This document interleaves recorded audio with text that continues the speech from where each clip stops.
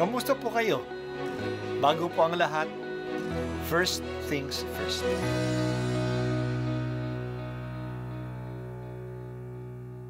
Good morning po. Sinisimulan po natin ngayon ang first things first.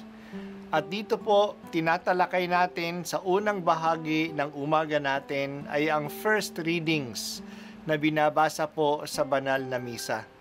Ito pong tinatalakay natin kasi madalas po kasi marami na tayong alam tungkol sa gospel readings. Pero konti po ang nagsasalita sa first readings. Pero ang first readings, bahagi din po yan ng Biblia, ng banal na kasulatan.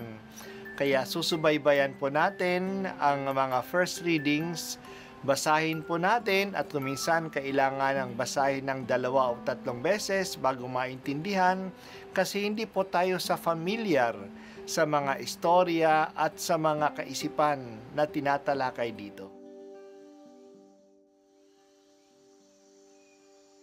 Ang pagbasa mula sa awit ni Solomon. Gabi-gabi sa higaan ang mahal ko'y hinahanap, ngunit hindi masumpungan kahit na sa pangarap. Akong ito'y bumabangon, sa lungsod ay naglalakad. Ang lansangan sa paligid ay aking ginagalugad. Ngunit hindi matagpuan ang sinta kong nililiyag. Sa aking ngang paglalakad, nakita ko'y mga bantay. Nagmamanman, naglilibot sa paligid sa lansangan. Sa kanila ang tanong ko, mahal ko ba ay nasaan? Nang kami ay maghiwalay ng nasabing mga tanod, bigla na lang na nakita ang mahal kong iniirog. Ang salita ng Diyos. Salamat sa Diyos. Kapistahan ngayon ni Santa Maria Magdalena. Sa kaisipan ng marami, medyo hindi maganda ang pagtingin natin kay Maria Magdalena. Kaya hindi natutuwa ang isang babae na tawaging Maria Magdalena. Para sa kanila, sa Maria Magdalena ay isang makasalanan. Maari pa ngang isang babaeng mababa ang lipad. Hindi tayo nakakasigurado dito. Tinatawag siyang Magdalena kasi galing siya sa Magdala, isang lungsod sa tabi ng lawa ng Galilea. Oo, pinahayag ni San Marcos at ni San Lucas na pinalayas ni Jesus kay Maria Magdalena ang 7 demonyo. Maring siya ay may sakit at pinagaling ni Jesus. O maring siya ay inalihan ng mga demonyo. O may kasalanan nga. Pero ang maraming references kay Maria Magdalena ay siya ay kasama ni Jesus. Lalong-lalo na noong si Jesus ay nagdadala ng kanyang krus. Ang mas maraming reference kay Maria ay siya ang una o isa sa mga unang dumalaw kay Jesus noong madaling araw ng linggo ng pagkabuhay. Siya ang unang nakatagpo kay Jesus sa muling pagkabuhay at siya ang nagbalita sa mga apostol na si Jesus ay muling nabuhay. Maganda kanyang balita. Sabi niya, nakita ko ang Panginoon. Kaya kinikilala si Maria Magdalena na apostol sa mga apostol. Ang apostol ay ang ipinadala. Ipinadala si Maria ni Jesus upang ibalita sa kanyang mga apostol na siya nga ay muling nabuhay. Napakahalaga ang papel na ito. At bakit siya? Sapagkat siya ang may ganoong kalaking pagmamahal kay Jesus na kahit na akala niya na siya ay patay na, pumunta pa rin siya upang sa libingan, upang ipahayag ang kanyang pagmamahal sa kanya.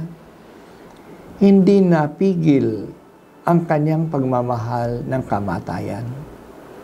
Kaya angkop ang ating pagbasa ngayon para ilarawan si Maria Magdalena. Ang pag-ibig kay Kristo ang nag-uudyok sa akin.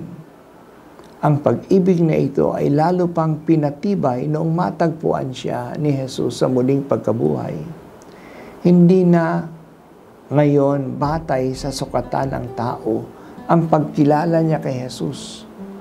Kaya nung gusto niyang yakapin si Jesus, Nang makita niya siya, sinabi ni Jesus sa kanya, "Huwag mo akong hawakan, kasi pupunta pa ako sa Ama." Ang kaugnayan natin kay Jesus sa muling pagkabuhay ay iba na. Iba na ang pagkakilala natin sa Kanya. Hindi lang si Jesus ang binago ng muling pagkabuhay niya. Ang kaugnayan natin sa Kanya ay binago rin. Binago na rin tayo ng muling pagkabuhay ni Jesus. Hindi lang ang paningin natin kay Jesus ang nagbago. Nagbago din ang ating pakikitungo sa lahat. Namatay na rin tayo sa ating sarili. Huwag nang mabuhay para sa sarili, pero mabuhay para na kay Kristo, na siya rin ay namatay sa sarili at muling nabuhay para sa atin. Kaya mas lalong lumalim ang kaugnayan ni Maria Magdalena kay Jesus. Maging mensahero na siya ni Jesus. Tulad ni Maria Magdalena, sana ma-encounter din namin si Jesus na muling nabuhay. Ma-encounter natin siya kung may matyagang pagmamahal tayo sa Kanya. Yan ang pagmamahal ni Maria Magdalena. Mula noong mapagaling siya ni Jesus, mapalayas ang 7 demonyo sa Kanya, committed na siya kay Jesus. Naglingkod na siya sa grupo ni Jesus kasama ng ibang mga babae. Nanatili siya noong si Jesus ay pinako sa krus. Kahit napatay na si Jesus, hindi naman niyang inakala na mabubuhay pa uli si Jesus. Pumunta pa rin siya sa libingan. Sinabi pa nga niya na sa akala niyang hardinero na sabihin lang sa kanya kung saan inilagay ang bangkay ni Jesus at siya yung kukuha noon. Bangkay lang ni Jesus ang inaakala niyang makita. Pero hindi. Si Jesus na muling nabuhay ang kanyang natagpuan at nakita. Ganon ang matyagang pag-ibig ni Maria kay Jesus na biniyayaan ng ganitong pribileyo na siyang unang inutusan ni ibalita na siya ay muling nabuhay. Santa Maria Magdalena, bahaginan mo kami ng ganoong pag-ibig at commitment kay Jesus na mayroon ka. Sa tulong na iyong panalangin, buksan mo ang aming mga puso kay Jesus na muling nabuhay.